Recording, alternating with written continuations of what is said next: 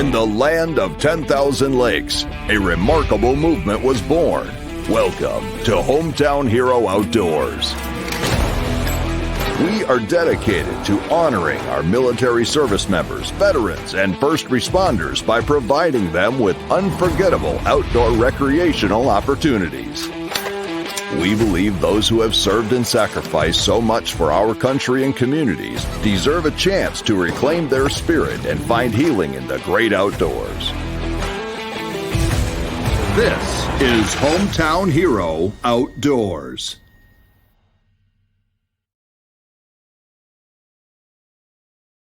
And we have another Wednesday here with the Hometown Hero Outdoors podcast. Welcome back, everyone. I thank you for tuning in today.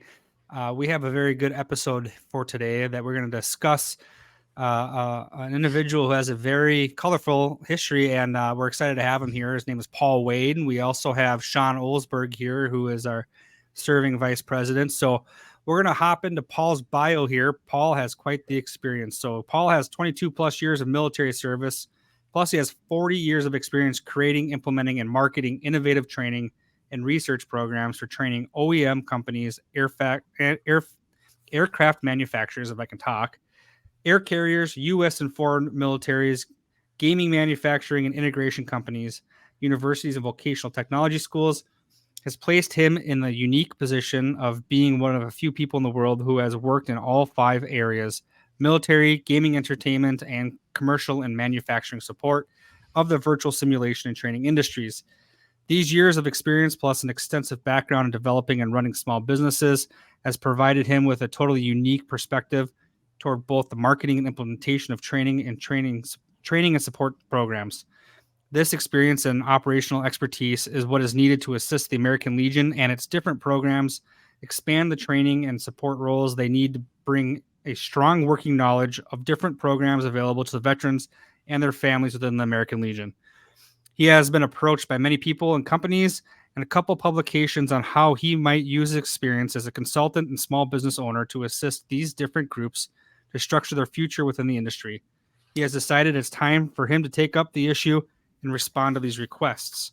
So, Paul, thank you very much. I'm just going to kind of go over a little bit here, and we'll touch on these things a little bit throughout the evening. So we have you as being former Army. You have served in many different roles, being enlisted. You're a non-commissioned officer. You ended up being a warrant officer and a commissioned officer. So that's pretty unique for our world. Yeah, wow is right. He has an honorable discharge. He's also retired and 90% disabled. So, Paul, thank you for being here, and thank you for your service and your time, your support, and then also represent the American Legion. So thank you very much. And a Purple Heart recipient. Purple Heart. I missed that part. I apologize. You didn't even put it on. Well, actually, I have 2. I now have 2 Purple Hearts, but yes, sir. 2. Thank you. Man. Yeah, first one was in 69, second one was in 72. It only took them 52 years to give me my Purple Hearts from when I was wounded. But Representative John Carter and his team actually got it for me. That's awesome. So why don't you tell us a little bit about yourself? Who are you? Where are you from? Where do you live currently? And what does life look like currently? Well, I'm 10th generation Texan. My family moved into Texas in 1802. I live in a little town called Brownwood, Texas, which is up towards Abilene. Been a pilot, flew medevac air rescue and rescue helicopters, among other things. With the area that we're in, that's pretty much where we are now. I'm the commander of the American Legion Post 196 in Texas. I stress that because several states have a Post 196, but ours is in Texas in Brownwood. I'm also now have been honored to be selected as the regional lead for 19 posts throughout this region for the state of Texas in the 21st district. That's phenomenal. How long? We're trying to work with people in this area. So that's phenomenal. Let's touch on your upbringing. So you said you're a 10th generation Texan. I'm assuming you got some military roots in your history. My dad, Guadalcanal, Iwo Jima, Leyte Gulf. Both his brothers served on everything from the Enterprise to the Yorktown to many other navals. All 3 of them were Navy. I was Army. And the family before, I had my grandfather was a doughboy. He was one of the 113 13th Field Artillery in World War One. And back, you go back from there. One of my family members was the survivor of the Alamo. He was the courier that went out the 12th night with letter and mails and systems. It was the 13th night when it fell. And so my family's been in the military or fought for the rights of others for a long time. Wow, that's amazing. I mean, that's rich. That's a lot of history, and I appreciate your family and you and your service and everything you've done. That's pretty amazing. I know I'm one of the first. Well, we have a couple in my family, but not that far back. That's amazing. So, Paul, let's talk a little bit about your upbringing in the area and how. I mean, obviously, your family has helped support the military service in our republic over the years, and in getting things for our freedoms to be secure and whatnot. So, what got you into the military outside of your family and the tradition and being a red-blooded American? Like, how did you get through that? And then what did you join? And what did pretty much that's exactly what got me in. Your military, your family. I was, yeah, my family was, but my father was with the government service with the FAA as an air traffic controller, and later worked in many other areas with the FAA, and we traveled around the world some with that. The reason I got in the military, I was at the University of Tennessee, played a little football, did a little other things there. University of Tennessee at Martin, Tennessee, not Knoxville. It's the smaller of the two schools. But in the process of doing that, was an ROTC school, and we got more and more interested in what we were coming. And having been raised around the military and raised in strength for the family, I decided that's the direction I wanted to go. So in 1969, I joined the military. 68, excuse me. I joined the military, and I was in all told for 22 and a half years all told. So how did you pick to become a pilot? Was that from your dad being in the aviation field? Or? Well, I was flying crop dusters when I was 14 years old, and I was flying other odds and ends as I was growing up, and my dad being in the aviation. And I thought I could fly a lot better than had to wade through mud and water. So I wasn't that interested in being an infantry officer. So I went into as a enlisted man and signed up to be a crew chief, maintenance chief on the helicopters. I later, as an NCO, went through Keesler Air Force Base at Biloxi, Mississippi, and became an air traffic controller based at Hanchy Tower at Fort Rooker, Alabama. From there, I got a chance and went to flight school and became a warrant officer. My first tour, as you know from the bio that you've got there, my first tour in Vietnam was March of 69 through 70.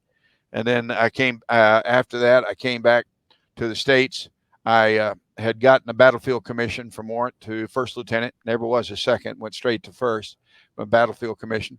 And after that, I served with the 82nd Airborne for a period of time as the commander of Alpha Company, 82nd Aviation Battalion, 82nd Airborne, out of Simmons Army Airfield. For those of you that ever were around the 82nd, you know where that airfield is there on the base at Fort Bragg. But then my second tour, I was a captain and went back to Vietnam, flew Chinooks and Little Birds. A lot of guys don't, OH-6s, the little ones. Then I became a medevac air rescue pilot. I've got 1,560 combat missions, of which 400 plus are medevac air rescue missions in combat. I flew then with assigned to the Air Force Advisory Team 1 out of Da Nang. And I flew in Vietnamese aircraft with Vietnamese crews. I taught their mechanics at night, and I've taught the pilots flying during the day. Later, I was assigned over with the Air Force and flew A-37, the Dragonfly. We call them Tweety birds, but the A-37 jet fighter. And then upon returning, I flew for 3 different National Guards: the Texas National Guard, the Georgia National Guard, the Missouri National Guard over the years, and the U.S. Army. I'm one of a very few men. I hold the Oklahoma Star of Valor for life-saving as a guardsman, the Texas Meritorious Service Award for life-saving as a guardsman, and the Army Reserve Commendation Medal from the Missouri Guard for some work in that same kind of area. So I have support in all 3 of those zones. My background in education came as I did some training and teaching at Georgia Tech in aerospace and engineering, but I became pretty well known for being able to integrate technology and systems. So over the years as a pilot, then later working as a MACV international training with other militaries. I've trained with the Brazilians, the Japanese, with the English and others as an instructor and support over the time, developing training programs and integrating programs. I didn't develop the computer-based training. People worked and did that. My job was to integrate that technology into the training environment for the end user. So just a couple things. Is it what you're saying? Just did a couple things. You've been a busy man. One or two. One or two. You know, One or and I two. saw on here too, you got some experience as a military police officer. I commanded the 258th Military Police Company at Fort Polk, Louisiana. I was a Straff Force Com unit. Later was Military Police Investigation. I flew we did work on that area, but we also did work as in the MPI on the ranges with the helicopters doing recovery of stolen equipment and this kind of stuff on the ranges out of Fort Polk and elsewhere. I've been to Fort Polk a couple times, and it was Fort Polk. That's as good a word for it as any I can say in public, but it was Fort Polk. Yeah, That's I'm right.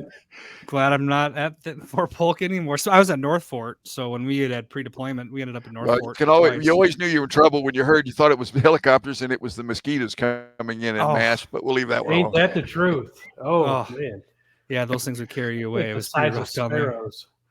After that resume, Chris, it sounds like you and I may need to step it up a little bit. Yeah, we got a few things to do here. I think Paul's got us. But you know what the cool part about Paul too is though that you have a very colorful history, but also that you're continuing to serve, you know, and I think that's phenomenal. So we know that you, like you mentioned before about the American Legion and what you're continuing to do here, and you share a passion with us, and that's with our soldiers and our troops, making sure that everyone is safe and they have a good place to find their resources to go out and get the help that they need. Do you want to talk about, you know, what your involvement was, how you got involved in American Legion and how it's progressed over the years? I'm going to start by the point that a lot of guys been there, done that, as you will, and hear it. I'm PTSD. I have to go through some of the programs that are involved. If we have to understand that when we talk to the people out there, a lot of folks don't understand what that means and how that fits in the structure. With that said, I was given the honor of being elected the commander of the post here in Brownwood about a year and a half ago. We only had 15 members. I just turned 76, and I was one of the youngest ones at the time. Where with great pride say that we now have 50, 58, 56, and growing. We'll be over 100, Lord willing, before the end of the year.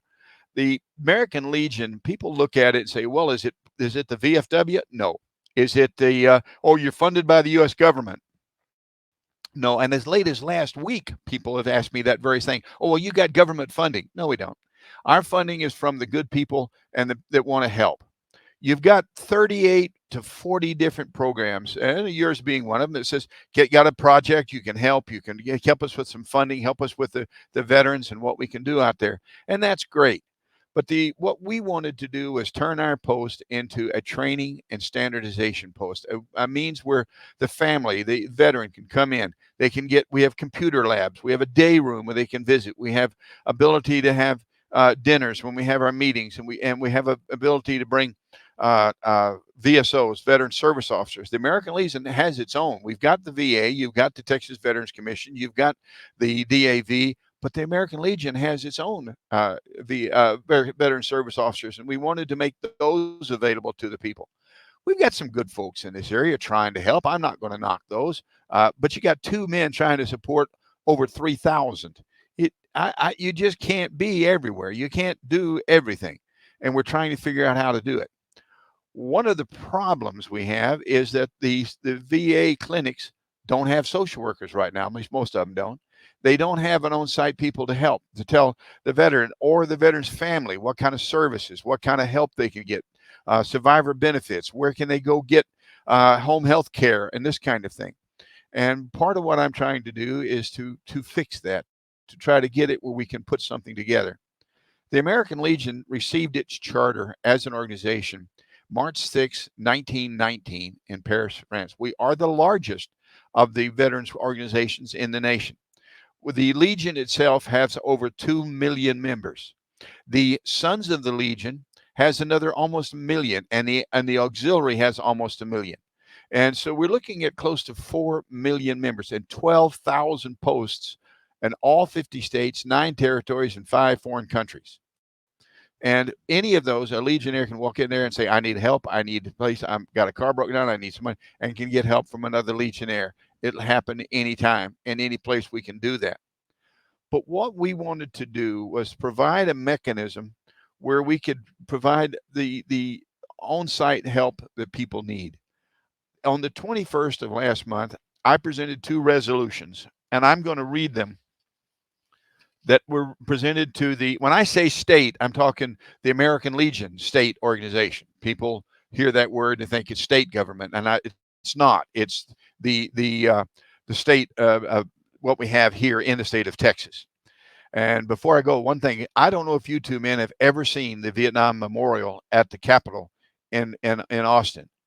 But do you know what's in the base of that that statue? I haven't been to one in Austin, but I'm the one in the base of that statue has 32, 38, over 3,000 of the dog tags of every man and woman who died serving their country in Vietnam.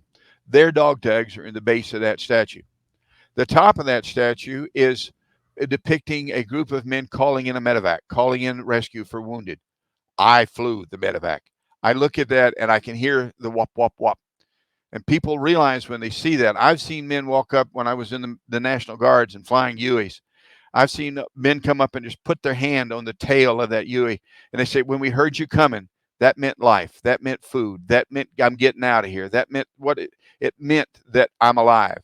And that sound is something that has stuck with me for all my life. And that this is what they're looking and they hear. We've got to give them the rights to do that. The 2 resolutions I put before the state, the first one, whereas Post 196 of Brownwood has been approached multiple times of veterans requesting assistance with their military claims, awards, disability status, and the numbers of individuals requesting the assistance is growing. The VSO and Texas veterans are trying to support over 3,000 veterans in this area. Now, when we say area, that doesn't include just Brown County because of where we are. Eastland, Coleman, all around an area coming in as part of what they have here. We are requesting funding to support a VSO officer to come to our facility periodically to meet with the individuals who feel they need additional support, and also provide training to the post members and graduate students from Howard Payne University, which I'm honored to say has agreed to team with our post now to develop a program of training and training support for the veterans who's teamed with us in these efforts to support the individuals with these requests. The second resolution I presented to them was, and whereas Post 196 of Brownwood, Texas, is requesting funding to support and provide counseling and social worker assistance in our area. Presently, there are no social workers or counselors available at the VA clinic in Brownwood or in the surrounding area to support the clinics for veterans in the area. And the director of the VA clinic has indicated an interest in working with us if we can figure out a way to get it done. We're requesting support to funding to provide these qualified individuals to work with our members, the Howard Payne students, and to train and mentor students in their social work training courses to provide counseling, disability support, and other area of support as needed by our veterans. I'm proud to say that both those resolutions passed. And we are now in the process of trying to put together what would be the funding issues. And that meeting will be in January this next year. And that'll be in Austin, and I have to be there for that. But what we're looking at, and we're working with other organizations in the area to put this together. I'm going to use a good example without using the individual's name. A very smart and intelligent man who happens to be one of the top leaders of Howard Payne University. His father was in Korea. He said, well, it took me 3.5 months or several months calling, trying to find somebody at VA to help my dad because he's getting older, home health care and stuff. With this social work issue, one phone call, 10 minutes, you got it. Not 3.5 months to find help. We want to develop a program where we can give them this help. We want to develop a program where they can come to our post or any post that wants to work with us. And there's many good posts. I'm not saying that. It just happen to be that we're the first that are starting. And set up a training program where they can come in. We have computer labs that have been given to us by the college and other stuff where they can come in, they can go through a course, they learn more about just what is available to them. What are they eligible for? How can they get the help they need? How can they get the support they need? in the same area with the day room, and you both men know what a day room is. You can sit down, you can be and watch a ball game, you can watch a movie, you can read a book, we have a refrigerator full of cold drinks and iced tea and everything else to help. Now, I have to admit we don't have alcohol because it's a city building, but That's we do okay. what we can. Right. But the key is they asked me to come up with a motto for our post, and I'm going to read this to you. It's was something that I put together recently, and it is important to me for everybody to know just what we're trying to do. The motto of our post and what we try to do in the area is let no veteran feel alone. The mission, provide the facilities and equipment necessary to help the veterans, the caregivers, and their families improve their lives while feeling part of the community. I say it that way with the mission statement being to provide a safe and caring facility for veterans and their families to come, interact, and grow while enjoying the company of like-minded individuals. We all get so tired of people saying, thank you for your service, welcome home. We've all heard it. It's become almost a cliche. We have to understand that we've got to tell these folks, we're not just there, brother. Come on in and take part and be part of the family. Come on in. We're here to help you with what we're doing, to be available, to be where we can be and assist you with what we're trying to do. It's in my mind, we have no choice but to try to generate the funding, generate the capability that the men and women know where they are. I'm going to give you a good example. Just yesterday, we were talking to some people at one of the care facilities here, and the young lady turned to me and she said, well, my father committed suicide. He was a vet. I can't get help from, we tried to get help, got a little bit from the VA, but that was it. I said, you do know you qualify for the auxiliary, don't you? She said, what? Yeah, and that means your sons and your grandsons and his kids qualify for grants and programs. I knew nothing about that. I met with a CEO of another health providing company in the area. Matter of fact, they're located in De Leon, as I told John. When talking to them, her husband was a vet. Her son was a chaplain and a vet, and both of them qualified to be. She qualifies to be. Their grandkids qualified for the scholarships, the grants, the funding, the educational programs, all of the other programs that we have in the American Legion, and there are hundreds of them. The American Legion, by their own numbers, if you go to txlegion.org on the website, txlegion.org, it'll talk about what national did. Nationally, they came up with over $16 billion in the year 2022 to help people provide assistance. But in this state, there was money left in the bank. Why? Nobody asked for it. We had funding for scholarships, what was called legacy grants.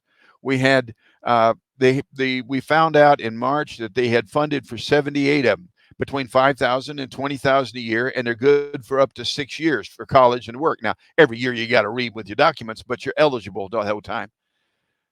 71 of those were awarded. When I asked some of the men, why not the other 7? And they said, nobody ever asked. We came home back to our base, and the fine men at the Texas Veterans Commission jumped on it with us. They found 2 of the young folks that qualified. We jumped in there. Their parents worked, and I'll be jiggered if one of the kids, they had 3 days to get it all in. One of the kids out of Zephyr won. Now, $5,000 a year, and she's eligible for 5 again for the next 6 years. And she has to go back, reapply each time, but she's eligible for those. But she won. We'd have never done it if we hadn't heard that it is available. People don't know. It's like one of the things about the American Legion, if you've served 1 day in the military with a DD-214, I don't care if you're Merchant Marine, if you're any branch of the service, you are eligible to be a member of the American Legion. I bring that up because the CEO of the medical company, her son was a chaplain. Well, he wasn't in combat. He was, nope, doesn't matter. I had a young man come to me here recently. Yeah, young to me. I'm 76, so even not that young, but young.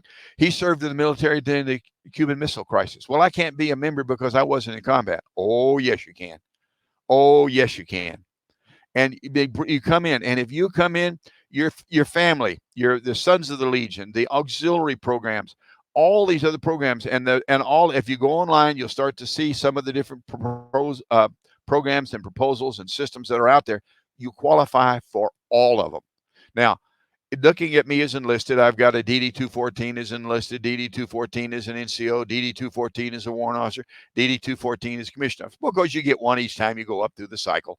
But I've also got an NGB-22. People don't understand, if you're National Guard and Reserve, you qualify immediately exactly the same as if you were active duty. If you're retired, active duty, National Guard or Reserve, an NGB-22 is a DD-214. And it just happens to be the National Guard 22, their version, NGB, National Guard Bureau, their equivalent. And people look at it and say, well, I don't have a DD-214. Yeah, you do. It just has a different name on it.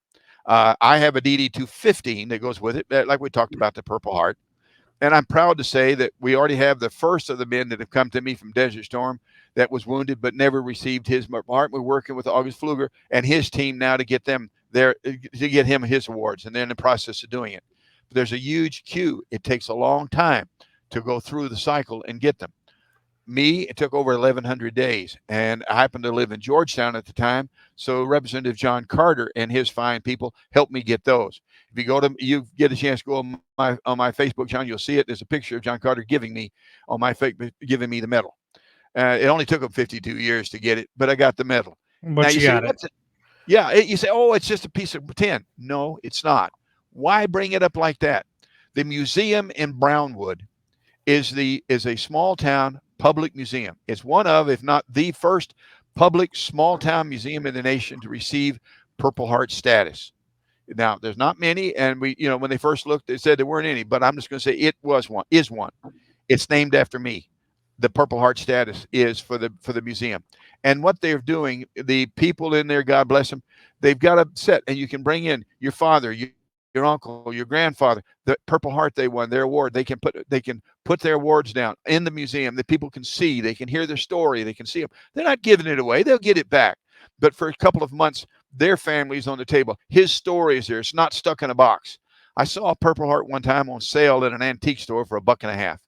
And I thought that thinking, what did that man have to go through to get that thing? So it's a very important thing that we keep this in mind when we go forward. You got me started, guys. See what happens? It's all right. No, it's all good. Yeah. And being a veteran from the area right next to Brownwood, you were so right. I want to touch back. You mentioned that there's no social workers, and that's a big problem, both in my county and other counties, obviously. But this isn't just a Texas thing. The American Legion nationwide, for all of our listeners out there, definitely go on to the legion.org and get that information. It's key to it. Depending on the post you join, the annual fee is around $45 to $50 a year to be a member, and there is a lifetime membership that's there. But with that membership, you get a monthly magazine with all the hours and programs, and a weekly email from the American Legion, which talks about these programs talks about the different systems, even gives you the ability to go online at home and go through the training and learn what's there. Because one of the things that we have to go is people don't realize there are programs for severely handicapped folks for long-term care in their home.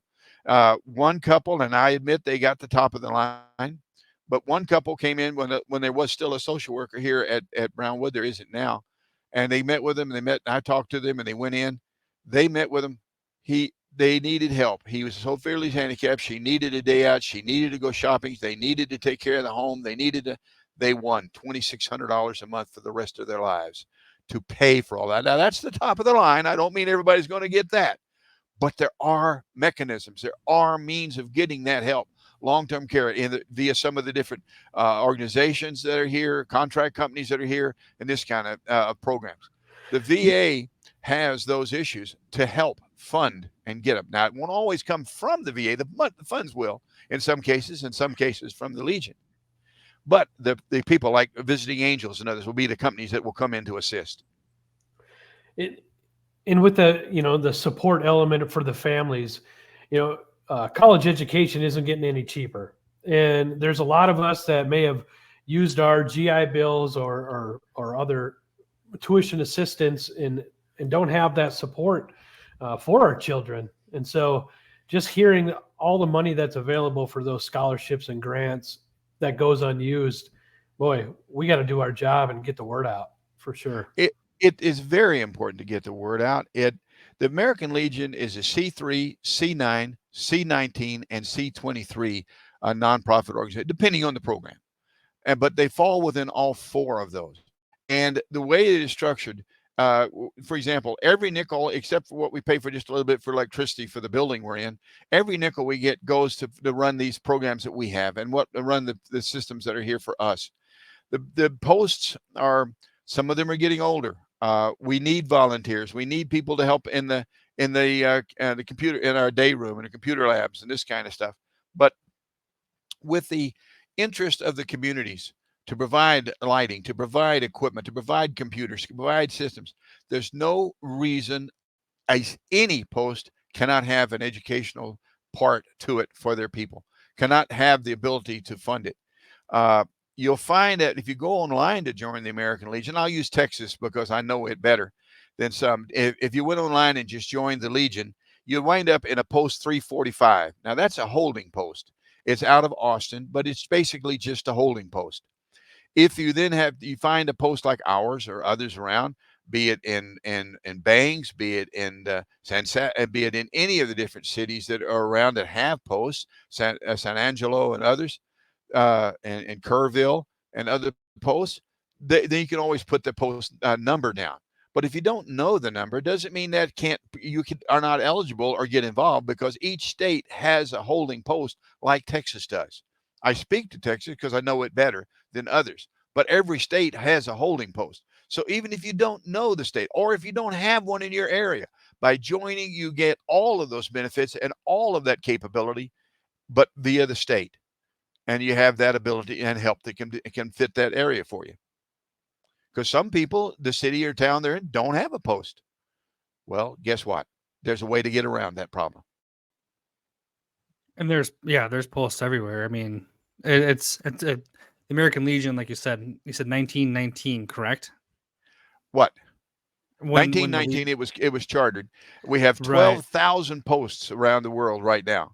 We have that's the way it's set up. The auxiliary is for the spouses of the veterans, and I'm glad they've changed it that way. They always, for years, it was their wives, but now husband and wives of the veterans. They qualify for that. If that veteran is dead, God help him, if he's gone, if he's whatever, they can still join the auxiliary. They can still provide all that medical and other support and family support over the years, and get involved with everything from scholarships and grants to funding to educational programs, all through the same thing. Even if that veteran is gone, because of them having been there, they qualify. If the son and the grandson qualifies for the sons of the veteran. There's a program in Texas, nationwide, but I'll speak to our base. It's called Boy State and Girl State.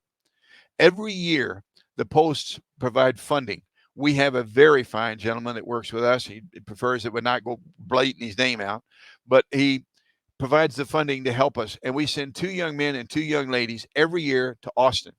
All expenses paid. They put together a mock government. They work with the real senators, with the real representatives. They find out how governments are run, what civics is, how they can develop the program. And every year, 2 folks from each of the states are picked, and they go to Washington as senators to that state. And they work with the real senators and representatives and Washington and a mock government to learn how they're done. Those programs, their housing, their transportation, their food, all paid for by the Legion and picked from the systems. We were 1 vote short this year of getting one of our 2 young men sent to state, to national as a senator. We're going to fix that. We're going to move forward. Good people, and they worked hard. But it gives them the ability to understand, what is civics? What is the government? What are the rights we have? How do people create a law? How do they stand up and go? Not somebody saying on the radio, well, this is the way it works because I said so. They get to see it firsthand, live it. And those types of programs provide one of those boxes that are checked. Many of those students that do that are eligible and go on to the different military academies, West Point, Air Force, and others. And they are able to get in their colleges. It gives them the one more box check that they have to put them ahead of their peers in doing so. In addition to that, we provide scholarships. We support 4 high schools. We support Brownwood, Early, Blanket, and Zephyr. And each year we cycle between the 4. And each year we give a scholarship to the graduating senior, a young man and a young lady, towards what they're doing for their college. And we provide medals of honor and appreciation to the winners of all of the different high schools and systems. The only problem we have is I'm asking the people to talk to us in their junior year, not 2 weeks before they graduate. So we have time to get the systems done and get them through the cycle. But we provide that. And some of the monies that we'll be generating from the shoot and from the others will go to that. That money, I'm sorry, go.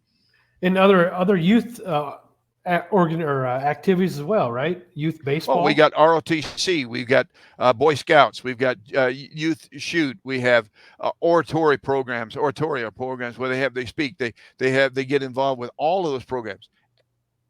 The legion.org will give you an idea of over 200 type programs that we have available. A good example is the Little League.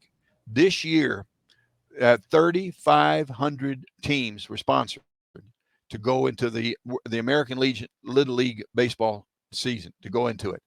ESPN had them on TV a couple of weeks ago doing the final.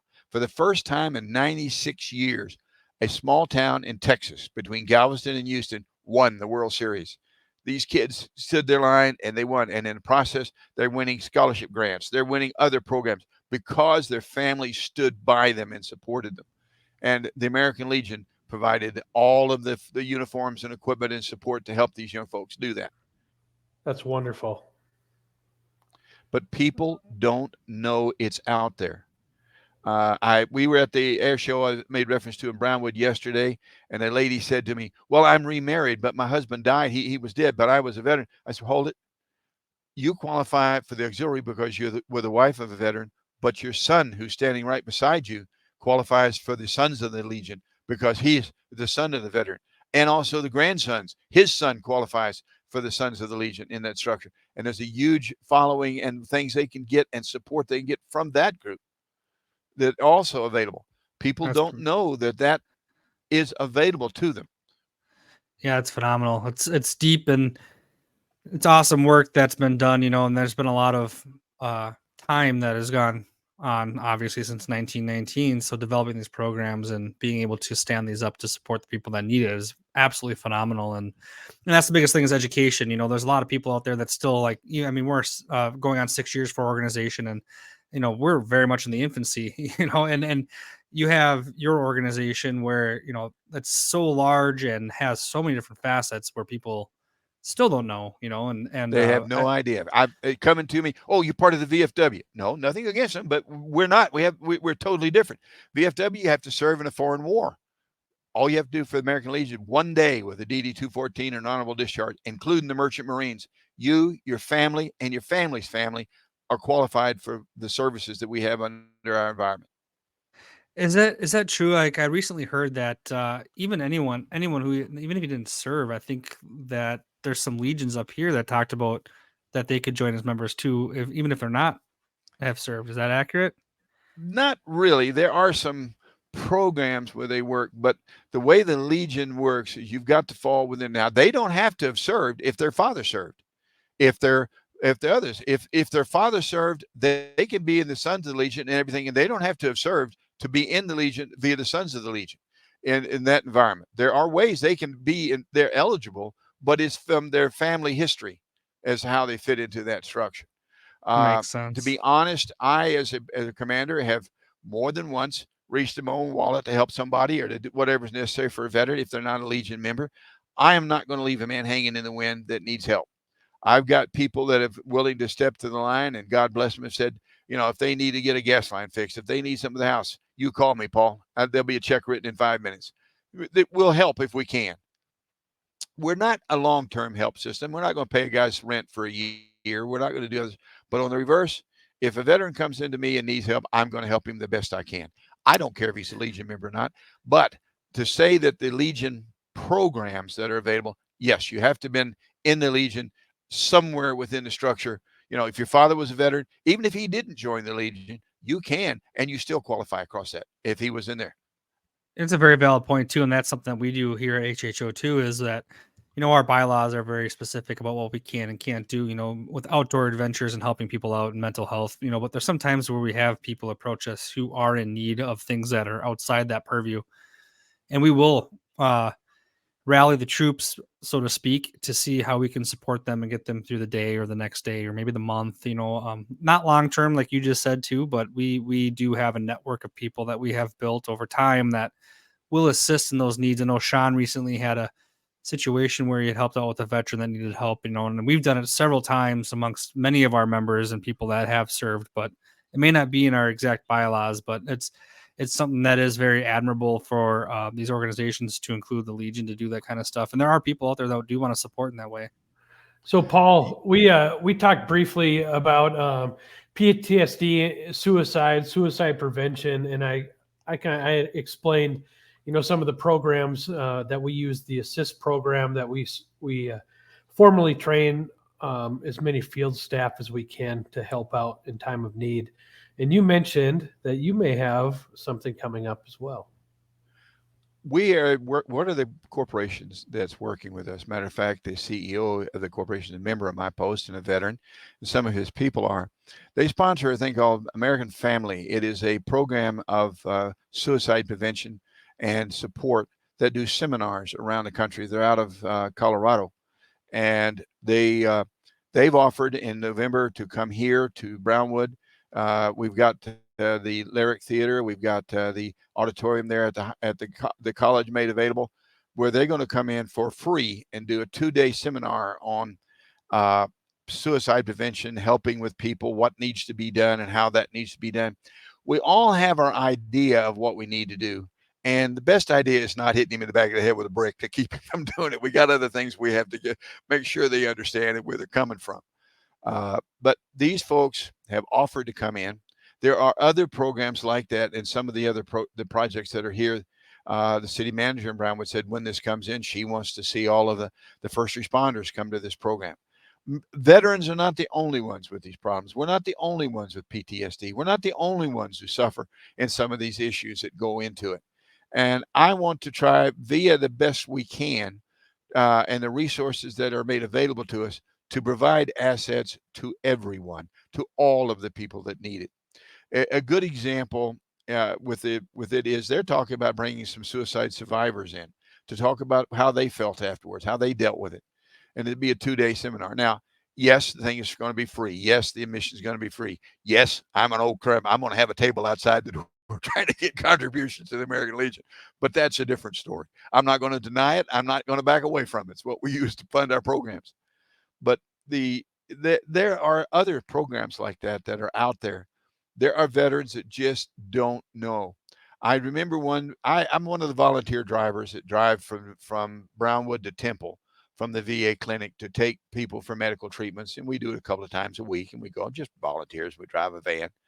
And one of the men one time that I was driving there, he told me, he said, well, all I got is my dog. And he doesn't really talk back to me that well. But he just needed to have somebody to talk to, somebody to listen. We've all got war stories that nobody believes. We've all got places we've been we should never have been. And they need a way to understand that people care and people are willing to be involved. And that's part of what I want to do. Now, I'm not worried that the man is or isn't a vet, a American Legion member. If we can sponsor this seminar or some like it, if we can put together a program of its kind and support, come on. You don't have to be a vet. You don't have to even be the veteran. You can be the family of a veteran. To me, there is no adjective before veteran. You're not a male veteran, a female veteran, or a family veteran of the veteran. You're a veteran. The families are as much a veteran as the veteran is to me, because they got to put up with us. And that goes a long ways towards how we can deal with it. And I don't care if the person is green or polka dotted. Come on. I'm proud to say we have 4 lady veterans that are now part of our post, and we're growing. Anybody that comes through that door that wants to be there, we want them there. We want to help them. Any post out there would try to do their best to help. Oh, it's absolutely phenomenal. I mean, everyone's welcome, right? No one knows what sex or gender, or creed, race, I could care religion. less. Right. Amen. No, sir. In my way of thinking, The first person I got to judge is myself, and I don't know if I can pass that judgment. So we'll deal with the others. So But, true. it's So true. well, in 1972, my parents received a letter from the Army informing them that I was killed in combat. They had the chaplain knock on the door. They had the people come to say they were sorry. Well, and we got shot down, little run, blah, blah, blah. Took us a couple of weeks, blah, blah, blah. And we managed to get back. And the first thing they said was, well, we'll call your parents and tell them you're alive. I said, no, you're going to call my father. They said, why your father? Well, I said, Guadalcanal, Iwo Jima. Oh, he can handle the call. I said, no, well, yes, but that's not why. Why? My mother's 9th generation Texan. You call her up and tell her you screwed this up, she's going to come here and kick somebody's ass. The key is we've got to be where that man the man or woman or child or grandchild or parent can feel comfortable in saying they want to go kick somebody's ass. We need help. We need a program. And I don't mind being the man standing there to say, what the blank, blank, blank is going on. I've got fine men that want to help. I got good people that want to do the job. I've got volunteers that are coming. And we need this kind of help. We need the support of this shootout that you've got. And you said, Sean, you're putting it out through your site, and I hope you do. We need all the help we can get on that to get money to help with that. Money will put the social worker program on track. And with it, God willing, I intend to use the resolutions that I gave to work to get one of that kind of structure in every post in the state. That's 230. Now, they may not always be at that post, but available to that post. And that's what I want to try to figure out. But this is how I want to start this program. Yeah, to all of our listeners, what Paul's talking about is they have an American Legion Post 196 shotgun shootout that's going to be October 28th, 2023 from 8 a.m. to 2 p.m. down at the Brownwood Clay Club in Brownwood, Texas, or Clayburg Club. Yes. It's on the property of the country club. It's $120 for each person. 45 of it is for the shoot. You get 100 clays, you get the shoot, and you get a nice barbecue lunch. Everything else goes to us.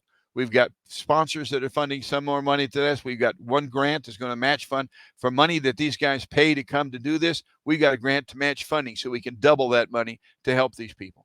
We can do it. Now, there's another piece to this is what we call a resource list. Every post needs to pay closer attention to it. Thank you. I'm glad you put that up. I really am. The resource list you take here in Brownwood, and I only speak to it because I'm not an expert on everybody else, but there's no real list that says go to Joe for food, go to Sue for clothes. It's an 800 number. Well, you have to punch these numbers. And a lot of elderly vets can't work that. You punch this button, punch that button, they quit. We're creating a resource list with the help of one of the radio stations, KOXE here in town, that's putting together with a very fine gentleman by the name of Dennis Rumfield. What they're trying to do is prepare a list that every veteran, everybody that comes out of the hospital, every veteran that comes out of the medical training facilities, be it Excel, be it the Center for Life Management, be it the VA clinic, they have a list, and it says you can get transportation, you can get food, you can get clothes, you can get furniture, you can get equipment at these numbers. Don't worry about calling this 800 number for this county, for that thing, but so they have a mechanism to reach out and get help. And each of these people we're putting together, even if they're the wrong one, they call a person for food, they're going to know where to go get clothes. They're going to work with you to help you get those pieces that are involved. We've even got one of our members that owns a pharmacy here in town, and he's got a warehouse. He said, here you are. We got walkers. We got daycare. We've got electric wheelchairs. We got hospital beds for free. If a veteran, if American Legion person needs them and they need them in their home for their family, they're in a warehouse. I got them. I'm already giving them away now. That stuff is available. Well, hey, Paul, we're about getting to the end here. Thank you so much for coming in and talking about American Legion. You're right. There's so many people that have no idea what the organization is about. It's not just a bunch of old guys smoking and drinking, sitting at the bar. We don't have a bar. This is a great community place for veterans and families to come together and learn, educate, and get the resources they need. So please come out on the 28th of October down in Brownwood, Texas, and take part in this shotgun shootout and meet some of these amazing veterans from the area. And and let's show them some support. We have one Yes, of our no. Medal of Honor winners is going to Bob O'Malley. I don't know if you know that or not, but he'll be there too. Great. That's phenomenal. No, it's awesome.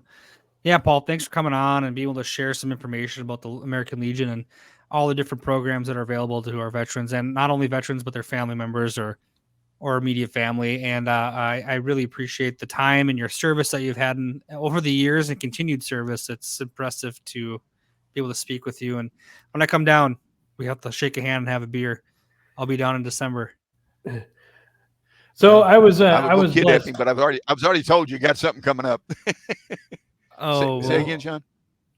I say I was blessed to meet Paul 2 years ago. As my daytime job is I run an inspection company, and his wife she likes to buy and sell property. So we spent a lot of time together, and I was able to meet Paul. And I just thanks for what you do.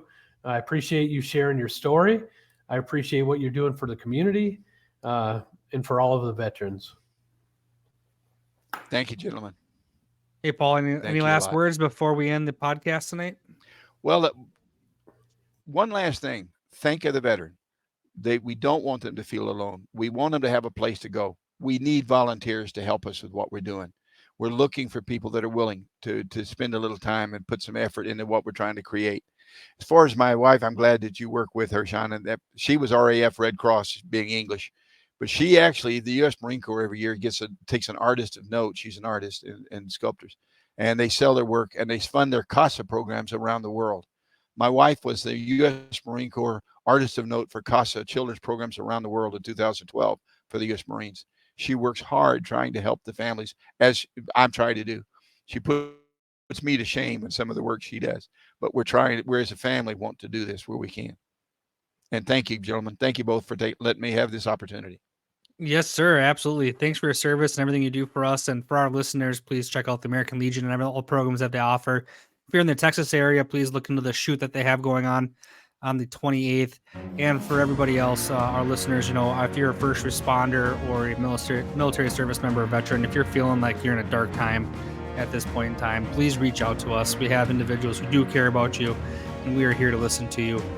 We have our individuals who are trained in assist training, applied suicide intervention skills training, and we are here to listen and help you get through that dark moment. If that's something that you cannot do, 988-988, you can call or text that for the crisis intervention line, and that'll get you the help that we need. But thank you for tuning in today, and Paul and Sean, thank you for being here. And until next time, the HHO world, we will see you next week. Thank you for listening to the Hometown Hero Outdoors podcast. For more information, visit our website at hometownherooutdoors.org.